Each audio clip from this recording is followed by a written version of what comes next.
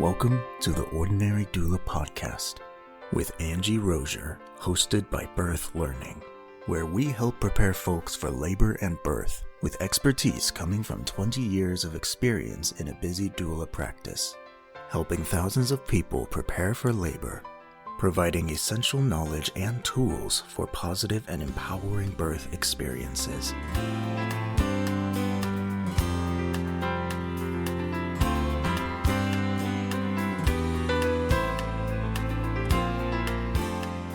So welcome to the Ordinary Doula Podcast. I'm Angie Rosier, and I am here with a very special guest, a dear friend of mine. I'm going to let her introduce herself, and she's going to kind of talk to us about her birth story. She has a couple birth stories, so we're going to kind of talk about her birth experiences, which are both remarkable in their own ways. So, Sophia, introduce yourself. Oh, thank you for having me. So my name is Sophia Russell. I am also a practicing doula. And here's the fun, I'm going to start off this way. The fun story was when I first thought I'm going to be officially a doula, although I had unofficially been doing the work and didn't know what it was called. And then I found out I was pregnant and I was like, wait, I need a doula. So my first encounter with having a doula was with my baby boy, which was during the pandemic. So that was a wild wind of a story because a whirlwind because, at that point, anything was COVID, like everything was titled COVID. And so when I went in to have him, I had him in May. So that was really, really at the height of it. And I remember they put me in this room with this ventilator and it was super loud. And I was like, what is happening here? Then they moved me to the labor room and I was in there, went in for an induction. That was the other thing. Let me slow down and back up. So the interesting part was because I wanted to be a doula, but now I needed a doula. That was the first time in my life I felt as a educated woman, I was clueless, like absolutely clueless, didn't know who to call, didn't know who to share it with. I felt unassured. I felt extremely vulnerable. And those are feelings I felt for the very, very first time in my adult life. Like I am a mover shaker kind of person. Like, if you tell me we need to do something, no problem. I got it. Like boom, boom, boom. But that was the first time I felt I was lonely and wasn't able to talk to anyone. The immediate thoughts of, is this pregnancy going to go well? This is my first time being pregnant in life. At that time, I was 38 years old. And so I had left that alone. Like, yeah, I'm good. I'm about to be super auntie of America. I'm not even thinking about having a kid. I am great. And then to get pregnant and feel, that was so weird. Like I'm such a people person, right? You know this. I'm such a networker. Like, why didn't I just pick up the phone and say, hey, I'm pregnant, yada, yada, yada. But it was wild. It was a wild experience because I didn't know. So throughout the pregnancy, you were feeling these things? Yeah. Okay. Yeah. Yeah. Because especially the first trimester, I didn't know if I should tell people or not tell people. Mm-hmm. I didn't know what to expect. I didn't know. I didn't know what to say. Like I kind of had that in the back of my mind. If I tell people and then I miscarry, then I don't want to go through the trauma of like having people say, "Oh, I'm so sorry to have," like don't do that. Just So you're in new territory all the way around. Extremely new territory. Yeah. And so it wasn't until, so I found out I was pregnant like end of August. It wasn't until December that we put a post on Facebook, but and then even then I didn't talk about it. It was just like, here's a post. Read between the lines. There's a whole baby. Yeah, there's a baby outfit. Put two and two together. But yeah, then the pandemic came, and my support system that I thought I had wasn't available. And so that was wasn't available at all, like not via phone. So I felt very lonely because I was like, okay, I'm this age. They're already saying I'm a grandma, so I feel like I'm Sarah, having Right. this kid, 38 years old. 38 years old, So having this kid, there's a pandemic in the land, and everything was just like super heightened, like wearing masks and appointments, and no one could come with me. And, if someone came with me, it had to be the same person. And I was just like, what is this? How is this helpful for anybody? Going into being induced, I wanted my mom to be present because, or at least give her the option, but it was like that option was stripped away automatically. And, And remind me what was the reason for being induced? because they said I was old. No, they didn't say that, but Technically. technically they said I was old. Because I was at 40 weeks. Okay, you got to 40. I got to 40. I felt fine. Nothing was wrong. And that was the other thing. It was just like they kept looking for something to be wrong, which was irritating me a little bit because I was just like, nothing's wrong.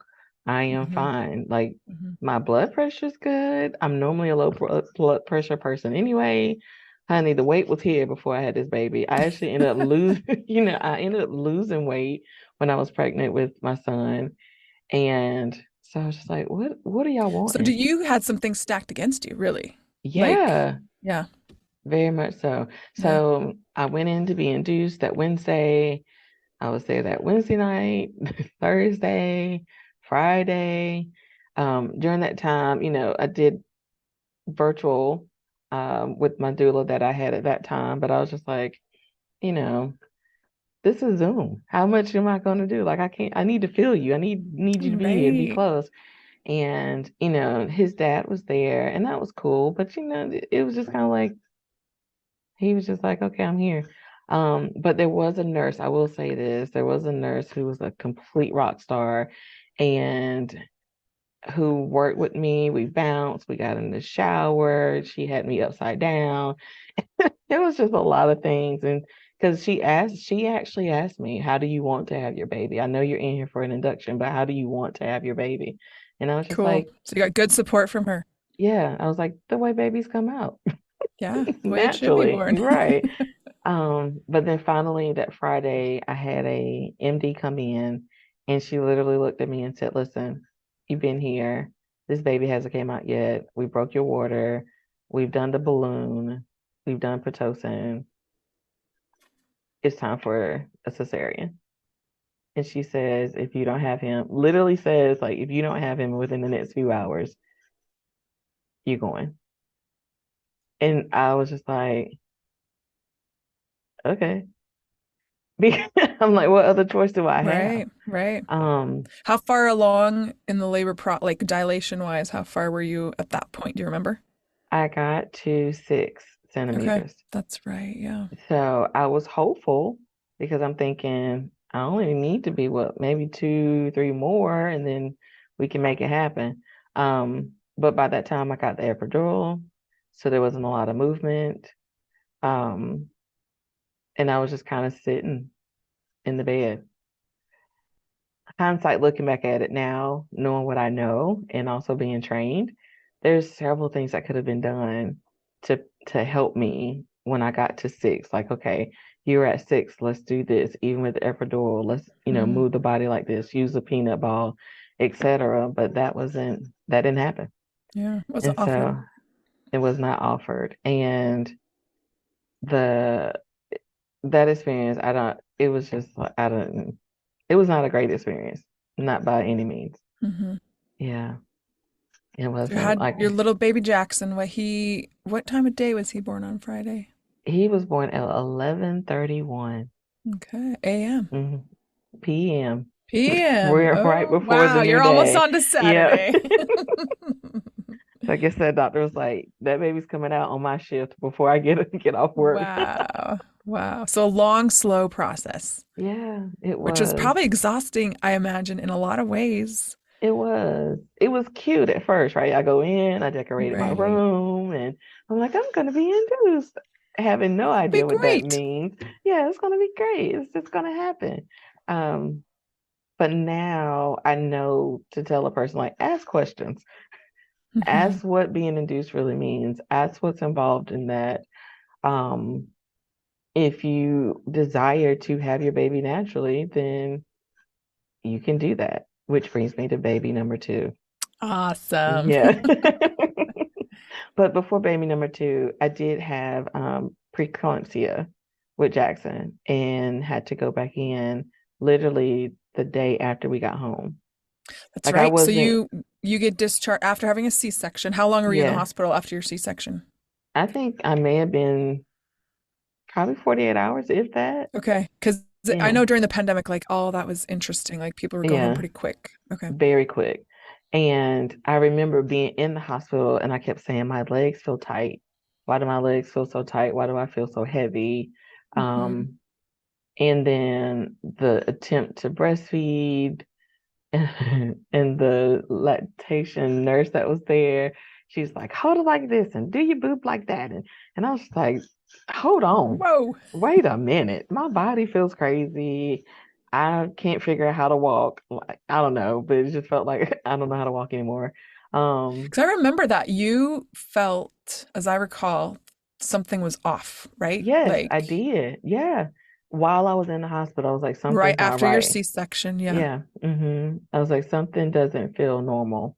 I don't know Hmm. how I'm supposed to feel after a baby, but my body doesn't feel right. My legs don't feel right. Hmm. But yet and still, I was discharged, got home, and I just could not rest. Like my legs were throbbing. I felt shortness of breath, and I was just like, this doesn't make sense. Um, and all I wanted to do was, I was like, can somebody just rub my back? Can I just get in the shower? I was just looking for some type of relief. And I remember I had been awake since I got Mm. home from the hospital. So Exhausted. yeah. And my mom, I remember her walking into the living room and looking at me, and she was like, so I'm going to call 911 Wow. because She I, was alarmed. yeah. And she did, and she called, and but I was sobbing because, I just got home with my baby. I'm gonna have to go back to the hospital. He's here, of course he's there with my mom and his dad, but I'm just like, that's my baby. Like I'm Right. also attempting to breastfeed, so how am I gonna do this? And I get there, and my respiration was in the low 30s. Mm. My blood pressure had dropped. I felt like I could not breathe, and they automatically put me in this COVID horrible. I'm not sure what the hospitals were thinking during that time. Like it I don't just think they knew either. that clearly did not. They did not have an interior designer on staff because it was it was a mess. Terrible. It was. It was just like this loud ventilation machine, and I am there by myself. Luckily, I had a friend that was a chaplain who I text when I got there, and I was just like, I'm at the hospital. That's all I text her. And she found a way to tell them that someone in the emergency room asked for a chaplain. And that's how she was able to come to me. So you got Uh, physical support at that time, like in person. yeah. hmm Good.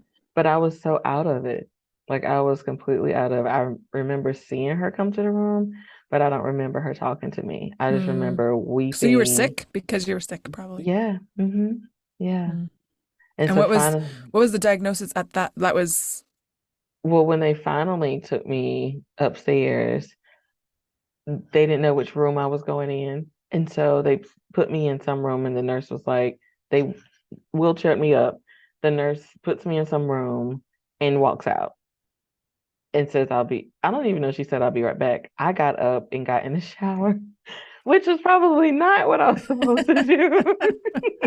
I'm gonna But take a I just, shower. I'm just gonna take a shower. But I just needed some kind of relief. And she came in and she was like, Sophia, where are you? And I was just like, I I'm in lost the my shower. patient. But I just needed some kind of relief. Then they put me in um, a COVID room, Mm. and I'm Did you listening have to, COVID? no, I didn't. But they just Mm. automatically assumed. And I kept telling them I just had a baby like less than 48 hours ago. I had a cesarean. And I remember that's when I had texted you and called you because I was just like, I Mhm. need help. I need someone to talk to me. And that's when our beautiful relationship began because Oh, I remember that. yes. And as soon as that nurse, I kept saying, I feel like I have fluid. I feel like I have fluid. And as soon as that nurse put the catheter in and the fluid was released, Mhm. I could breathe. Mm. And So your I body just need the release fluid. yes. And that makes sense to me because looking back at when I was in the hospital, the Pitocin, the fluids they gave me, like all of that, and Days, then like days. days, yes, because I was Yeah. there since that Wednesday. So they had me connected to an IV from that Wednesday night to Friday. And Yeah. then even after that, um, so I was just like, that's what was going on. But Hmm. they checked me to one of the docters said tried to say that I had a pulmonary embolism, and I was like, I don't, and that's not what's going on with me. And the cardiologist came in, he said he didn't see anything. Then someone else came in and said, oh, of course it's got to be a PE. And I think you were on the phone when I said to him, Yeah. like, no, I'm good. Like Hmm. when she put the catheter in, it was fluid. I am Hmm. fine. And yeah. So the thing you were trying to communicate started remedying itself when hmm fluids kept started coming off your body. Yeah. Yeah. Wow. Yeah. And then but they kept me in. So I was there for almost a week. That's right. And It was like six yeah, days or something, yes, right? it was And because your they kept baby, at home. yeah, And with your so, mom. yeah, so she's sending me pictures, but I am like Oh, heartbreaking. in pieces because I'm here and not at home. And then attempting to pump and send my milk home and all of that was just a lot. And you It was couldn't have visitors, right? Like, I couldn't. Yeah, yeah. and if I had one, they had to stay. If they came, they had to stay Wow. and couldn't leave. So that Wow. was also weird. Yeah. Wow. That was a wild time. All of COVID, right? We look back and like Yeah, that was a wild journey. it And then was. And to have this right then in the middle of it. I Wow. know. And then the climate of the US at that time, Oh with yeah. black men, and I'm like, oh my Right. gosh, I just had a black son. And so Right. all of those things were A just lot kind going of, through your mind. yeah. At the same time, I'm like, he's like 4 days old, but I'm already thinking I'm worried about, about him. yeah, Yeah. Yeah. yeah. Yeah. Wow. That So was a tough time. that was extremely tough. So I would love to talk to moms that had babies during the Mm. pandemic just to Hmm. see, because I had postpartum depression, but didn't know that it was Hmm. that. It was just, I just felt like the world is in uproar right now, and that's what I'm feeling. Well, and the way you're like the way the labor went and the birth and back in the hospital, hmm like all those factors can contribute, right? Like Yeah. to how you feel after, of course. Wow. Yeah. Mm. hmm So you started your pregnancy in an interesting space in your heart and Yeah. mind and ended in an interesting space in your heart and mind. Yeah. Okay. And I know, Sophia, you are like a light, like you are an amazing, beautiful person. So, that's a lot, I think, for you to be in a space like that. That takes a Yeah. bit. It does. It does. It really, really does. Yes. Mm. Yeah. So coming out So of that, like in the postpartum period, did you feel a sense of recovery after that, emotionally, physically, like no, still just tough? Okay. real Okay. tough Wow. because I also it was just kind of like a light was shed, a spotlight on some things that were going on as far as like connection between my spouse and I at that time, not feeling supported. Um, and it was really lonely, And like you have a new baby real, to care for, right? Like yeah, for the first time, like new yeah, babies are hard. Yeah. really, really lonely. And even now, I mean, he's 3 years old now, and I still have a hard time sleeping at night because Mm. his dad worked third shift. I have a new baby, so I can't. I felt like You're I alone. couldn't sleep, and I'm up with him, and yeah, so it was it was, it just felt super lonely. Yeah. Wow. Yeah. That's And hard. yeah, So part of our podcast is like a big reason for this is to help people be prepared. yeah. So we just kind of shared what could be viewed as a negative birth experience, right? For some hmm extra factors like COVID, like, oh, tough Yeah. stuff. Um, and going back into the hospital, being separated from your baby and breastfeeding. hmm Tell me how that played out. Yeah, it was, I think it was downhill when it started. Yeah. Well, The you had a lot pumping, against you. yeah, the pumping worked. So I did that. And that, but psychologically, I had to tell myself, like, this is still, you're still breastfeeding him, although he's Still not getting good latching, stuff. he's still, and I think we lasted maybe 3 months or Cool. so with me doing Yeah. that. And then I had to just, in conversation with a friend at that time, didn't know she had a baby, Mm, but I think I may have been on Facebook and I was like, oh, she had a baby. So I just kind of inboxed her and was like, congratulations. And so that became a support system You for found some me. support. People doing Yeah. similar things. Okay. Yeah. Cool. And you talked about breastfeeding. She was just like, let it go. Don't fight your body. hmm It's okay. hmm If he's healthy, he's getting what he needs, et cetera, et cetera. And I was just like, okay, I'm gonna give Take myself that some grace. pressure off. Yeah. Yeah. Wow. And so, but it was the pressure of had a baby, of course, breastfeed. hmm And to that point, no one said to me, it's okay if you don't. Doesn't mean baby is not going to be healthy or anything like that. Right.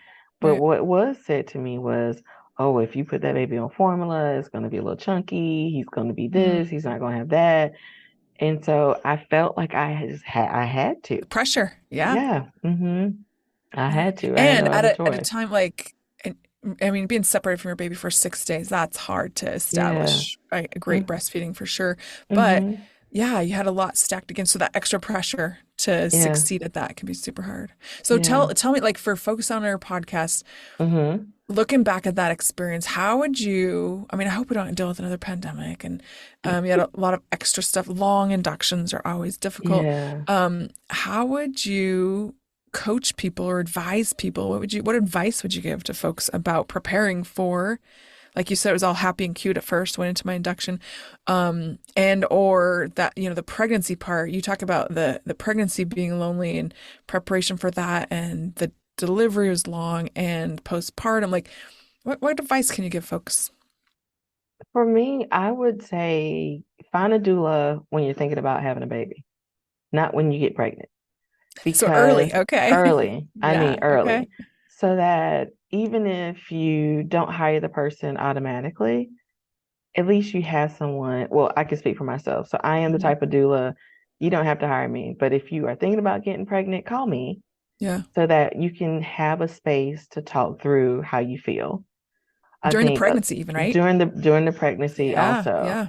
Yep. let's talk about it. If you like this sucks today, let's talk hmm about that. Right.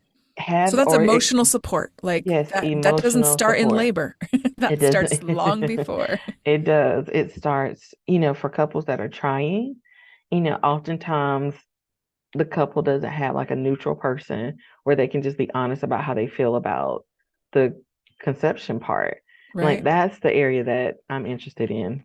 Cool. And so I would advise couples to, find that neutral space where you can talk. You hmm can say, Safe space, like, yeah, we've been trying for a year, et cetera, et cetera. In the event that we end up in another pandemic, still find that safe space, like who's that person you can call or FaceTime or video chat with or text, hmm that it doesn't matter. There's no judgment there. They can hold your emotions and hmm also care for you in a way that you need to be cared for. And And let it be as sometimes validate, right? Like yeah. sometimes in that space you might say stuff that wouldn't be normal. I guess you could say like, Yeah. I'm not loving this or Yeah. and so that, yeah, to go ahead and let those emotions be real, right? And have somebody validate them. And Exactly. Because, I mean, I can tell you, when I finally got home, I was just like, I don't know if I like my kid. Like, I don't know. He's Hey, hard. hey, little dude, and people would ask me, like, how's he doing? He's alive. He ate today, Good enough. good enough, I guess, Right. But, and everybody's like, oh, be happy. And I'm like, I'm not happy at all. I don't know how to feel. Right. But that's a huge life adjustment. Oh, very much so. The other part that I would suggest to the couples and also people that desire to just have a baby, because, not everybody's coupling up, but there are people that want children and don't have a partner per se, to, if there is a partner present, then focus on connecting, not connecting like sexually, anything like that, but like, how do you maintain intimacy and open communication? I think that is super, super big. And that is an area that I'm working on through my couples body movement classes, because a lot of what I found out is that couples postpartum, it's just like baby's here and everything becomes about baby, and they lose that connection with all the each focus other. shifts, right? Yeah. Yep. That focus shifts to that little person. Yep. Yeah. So how do you begin dedicating like 5 minutes a day to each other, and then keep that moving forward and remind each other, like, okay, I still see you, because people in a relationship are going to have very different experiences when a new baby enters the scene, right? Yeah. And it's, responsibilities are weird. Social norms got to navigate. Social norms start kicking in, and you're like, wait, why are we doing this? We don't do this. This isn't us. Right. This is not us. What are we doing right now? But having those conversations and paying attention to that. And then for persons that decide to have children with not the normal traditional partner, I would still say, have someone in your support circle that can be your go-to person. Like, develop that village early, and see how sustainable it is before baby comes. Right. Test it. You can't just like, okay, my baby's here. Where's my support? You kind of got to foster that support ahead of time. Yeah. You do. And be okay with the village shifting. And for people that you may have thought would be there for the ride are not.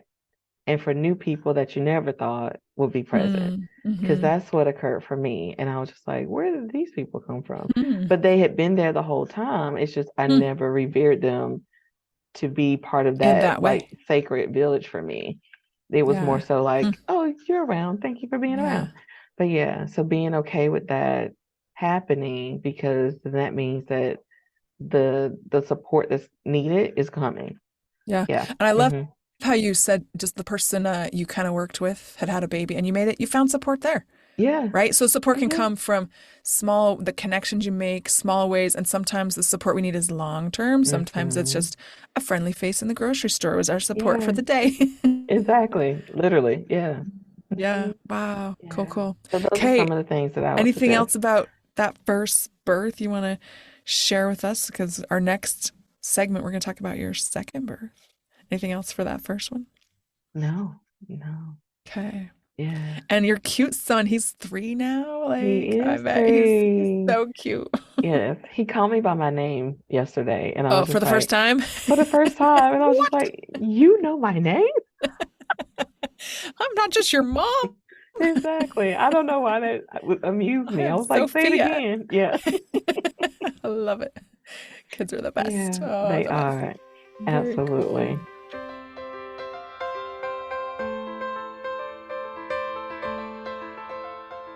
Thank you for listening to the Ordinary Doula podcast with Angie Rosier, hosted by Birth Learning. Episode credits will be in the show notes.